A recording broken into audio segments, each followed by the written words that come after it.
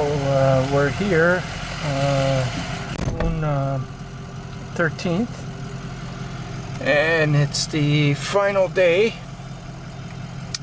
and I'm about to depart from Yellowknife, and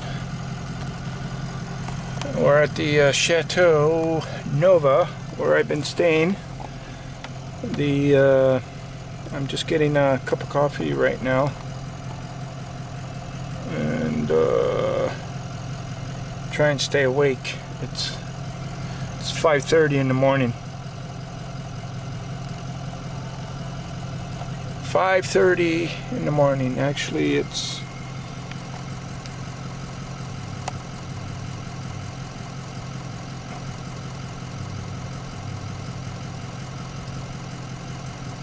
5:42. Look at when the numbers go.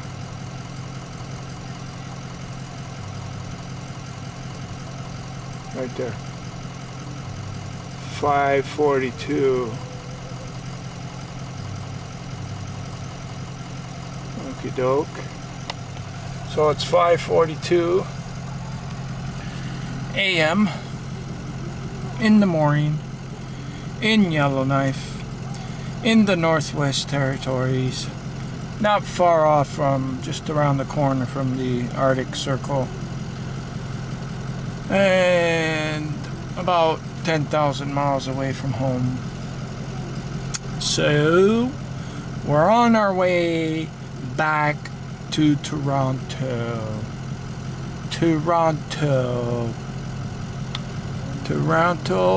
Let me see what's up there.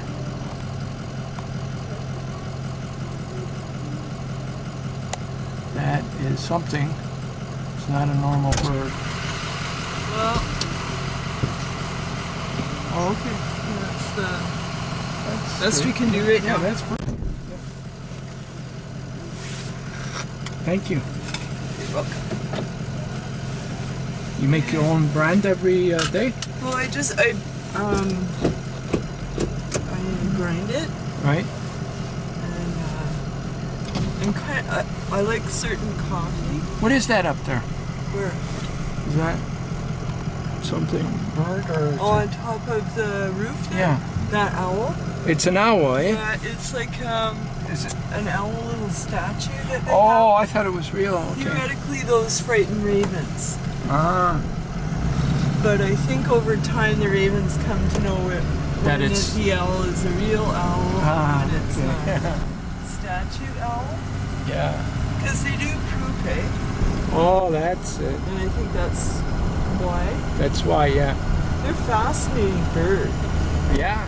I've watched them like in the winter time by the Explorer Hotel. They get these amazing updrafts, and they will be sitting like 40, 50 ravens sitting on those ledges where the lighter color is. So they'll be sitting just lined up at the top there and doing the most incredible acrobatics, and then they'll go back and sit in somebody else's turn. And I've sat there and or stood there and like 30 below going like, wow, because they're playing. There's just no way. They're showing off. Like, well, there's one sitting on that one ledge. You can see. Oh yeah. That's a raven. Yeah. And I mean, they have their rounds. They've got their little areas and families, and they're quite a fascinating, very intelligent bird. So this is like the biggest hotel in Yellowknife to explore, I guess. Eh? They added on that second section there to the left. Right. New rooms open. Oh, okay. Yeah. And I'll try to, of course, this road is incredibly bumpy, but I'll try not to. Oh, no problem. Your coffee man in your lap.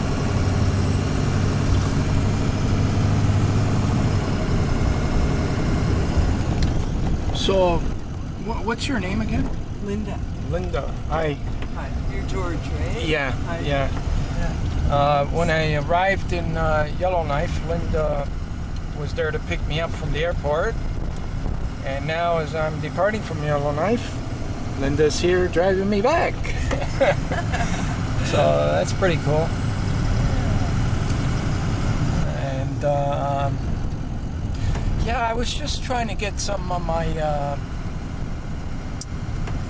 you know, whenever I get into a community, I don't have much time, but I try and get as much of a feeling of that community as I can. You know, like, how would it be like living here, and you know what I can feel. I try and feel like the character of the community. You know, and I'm looking with Yellowknife. There's a combination of something's gonna like burst. Like this thing's just gonna turn into like a super city. I get that feeling, you know, like this thing's really gonna grow. Yeah. And it's gonna be connected. Like there's gonna be more highways built, or more to get better, you know, more being able to get here, being able to get more trucks here, being able to, and I think that's just around the corner. Yeah, I think you're right. All the things I've been watching, like the way the community's building, the things that are being done to, you know, and all the other, because there's so much resources up here, but the trick is how do you grow together with all the people that have been here already? That's the whole trick, is growing together. Yeah. Like to become, to have that character of, you know, of everybody gelling together, and I think it's evolving that way. Yeah. So there's a lot of sites here that, you know, like just outside the city. I went for a little tour. Yeah. And it is very beautiful. Yeah. Oh yeah. Yeah. Yeah. So I see something big happening in Yellowknife. Maybe this is where they're going to hold their one day, the you know how they do those music awards or something. Oh yeah. Yeah. Yeah, like they'll come up here one day to do something like that. You know. Yeah. Yeah. Well, it's an interesting place. Like the big thing for me, like I listened to the apology day before yesterday, and a lot of living here for me is about the Dene people, right? You know, and because it's a very different history here. Yeah, it is. It's you know, they got grandparents who were there when the treaty was signed in 21. You know, Treaty 11. And similar for the Treaty 8 vacation that they had at Fort Grez, and a lot of educated, and you know, a lot of terrible things have happened too. But there's a real strength in that, and a lot of more integration. I think there's still a lot of people who come from the south probably don't interact or have the south, like Hay River. Well, southern Canada. Oh, so okay. So they may have certain beliefs or stereotypes or whatever. Right. But if people start to shift out of that, and that was a big thing with that apology, I think, where there's starting to be an acknowledgement of the truth of what really happened, not the impressions of, you know, I liked a lot of the potential that's there for integrating, connecting, and learning. There's a lady from Ray, her name's Elizabeth McKenzie, Mitchell it's called now. She's probably 80-something, and she talks about